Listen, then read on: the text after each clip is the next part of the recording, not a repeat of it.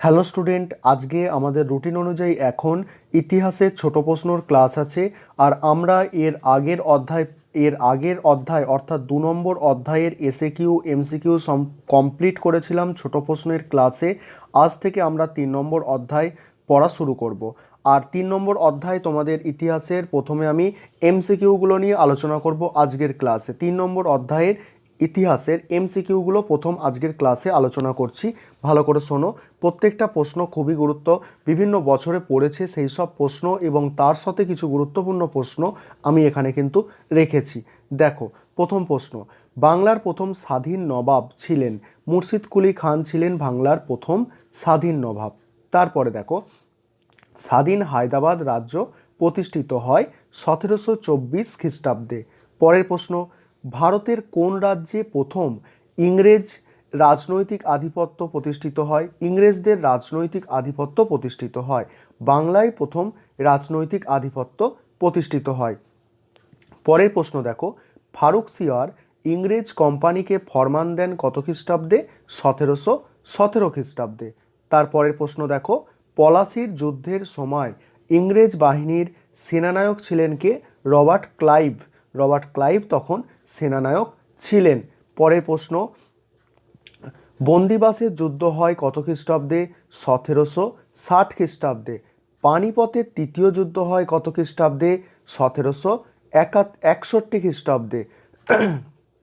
তারপরের প্রশ্ন, বক্সারের যুদ্ধে কে জড়িত ছিলেন না? খুব ইম্পর্টেন্ট প্রশ্ন এটা। সিরাজদৌলা জড়িত ছিলেন না। বক্সারের যুদ্ধে ইংরেজ সেনাপতি ছিলেন কে? দেখো, ইংরেজ সেনাপতি ছিলেন মেজর মেজর অ্যাডমস। অয় জপালা আকার ডয়াকা অ্যাডামস। মেজর অ্যাডামস ছিলেন মানে ইংরেজ সেনাপতি। তারপরের তারপরের প্রশ্ন দেখো, কবে দ্বৈত শাসনের অবসান ঘটে? কবে দ্বৈত শাসনের অবসান ঘটে? 1772 খ্রিস্টাব্দে দ্বৈত শাসনের অবসান ঘটে। তারপরের প্রশ্ন, কে বাংলায় দ্বৈত শাসন ব্যবস্থার অবসান ঘটায়? ওয়ারেন হেস্টিং দ্বৈত শাসন ব্যবস্থার অবসান ঘটায়। তারপরের প্রশ্ন দেখো, ভারতের মেকিয়াভেলি নামে পরিচিত কে? নানা ফড়নবিস ভারতের মেকিয়াভেলি নামে পরিচিত। রেগুলেটিং অ্যাক্ট পাস হয়েছিল কতই? 1773 খ্রিস্টাব্দে। তারপরের প্রশ্ন, বাংলার প্রথম গভর্নর জেনারেল? ওয়ারেন হেস্টিং ছিল বাংলার প্রথম গভর্নর জেনারেল। তারপরের প্রশ্ন দেখো, ভারত শাসন আইন পাস হয়েছিল কবে? 1784 খ্রিস্টাব্দে। পরের প্রশ্ন, সর্বশেষ 4টি অ্যাক্ট পাস হয় চার্টার অ্যাক্ট পাস হয়, সর্বশেষ চার্টার অ্যাক্ট পাস হয় কবে? 1853 খ্রিস্টাব্দে। তারপরে প্রশ্ন, শ্রীরামপুর ত্রয়ী নামে পরিচিত কারা? 3 জনের নাম আছে এখানে। ক্যারি মানে উইলিয়াম ক্যারি, মার্সম্যান আর ওয়ার্ড। ঠিক আছে, এই 3জন শ্রীরামপুর ত্রয়ী নামে পরিচিত। আরেকবার দেখো, ক্যারি, তারপরে একটু হাইপেন দিয়ে লিখবে মার্সম্যান, আর একটু হাইপেন দিয়ে লিখবে ওয়ার্ড। তারপরে দেখো, ফোর্ট উইলিয়াম কলেজ প্রতিষ্ঠিত হয় 1800 খ্রিস্টাব্দে। ঠিক আছে, ফোর্ট উইলিয়াম কলেজ প্রতিষ্ঠিত হয়। তারপরে প্রশ্ন, ফোর্ট উইলিয়াম কলেজের প্রতিষ্ঠাতা ছিলেন কে? Lord Wellesley. পরের প্রশ্ন, চীন। দেখো, পরের প্রশ্ন, চীন ইউরোপে বাণিজ্যিক সম্পর্ক চীনে ইউরোপের বাণিজ্যিক সম্পর্কের সূত্রপাত হয় ড্যাশ বন্দরের মধ্য দিয়ে? ম্যাকাও বন্দরের মধ্য দিয়ে। তারপর দেখো, ক্যান্টন বাণিজ্যের অবসান ঘটে কবে? 1842 খ্রিস্টাব্দে।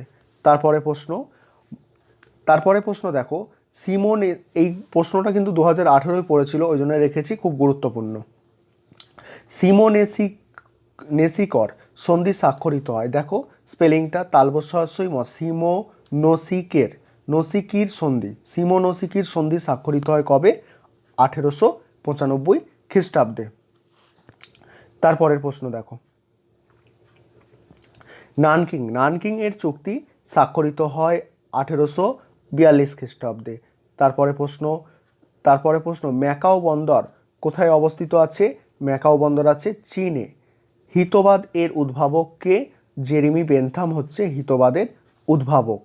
তারপরে, ভারতের প্রথম পাটকল স্থাপিত হয়? বিশোরা, যেটা হুগলিতে আছে। ঠিক আছে। বেঙ্গল কেমিক্যালের প্রতিষ্ঠাতা ছিলেন কে? প্রফুল্লচন্দ্র রায়। তারপরে প্রশ্ন, ভারতের প্রথম কয়লা খনি আবিষ্কৃত হয় কোথায়? রানীগঞ্জে। তারপরে প্রশ্ন, গ্যারান্টি ব্যবস্থা কোন বিষয়ের সঙ্গে যুক্ত? রেলপথ প্রসারের সঙ্গে যুক্ত। ভারতীয় রেলের জনককে? লর্ড ডালহৌসি ভারতীয় রেলের জনক। তারপরে প্রশ্ন দেখো, তারপরে প্রশ্ন আছে বাংলায় দেখো তারপরের প্রশ্ন কি আছে? বাংলায় ৭৬-এর মর্মন্তর দেখা যায় কবে? ১৭৭০ খ্রিস্টাব্দে। পরের প্রশ্ন খুব ইম্পর্টেন্ট প্রশ্ন, poverty and unBritish rule in India রচনা করেন কে? দাদাভাই নৌরোজি। ঠিক আছে, দাদাভাই নৌরোজি রচনা করেন। তারপরের প্রশ্ন, বোর্ড অফ রেভিনিউ গঠন করেন ওয়ারেন হেস্টিং। পরে আজকের ক্লাসের শেষ প্রশ্ন, রাওয়াতওয়ারি ব্যবস্থা প্রবর্তিত হয় কোথায়? দক্ষিণ ভারতে। এই ছিল আজকের ক্লাসটা। আর আজকের ক্লাসটা আমি ইউটিউবে আপলোড করছি এই কারণেই যে যেসব ছাত্রছাত্রীরা বুঝতে পারছো না যে কিভাবে ক্লাস হচ্ছে বা কিভাবে ক্লাস করাচ্ছি আমি, তারা যাতে দেখে বুঝতে পারো, অর্থাৎ তোমরাও চাইলে অ্যাডমিশান নিতে পারো। ঠিক আছে, ডেসক্রিপশান বক্সে নাম্বারটা দেওয়া থাকবে আমার, সেই নাম্বারে তোমরা যোগাযোগ করবে।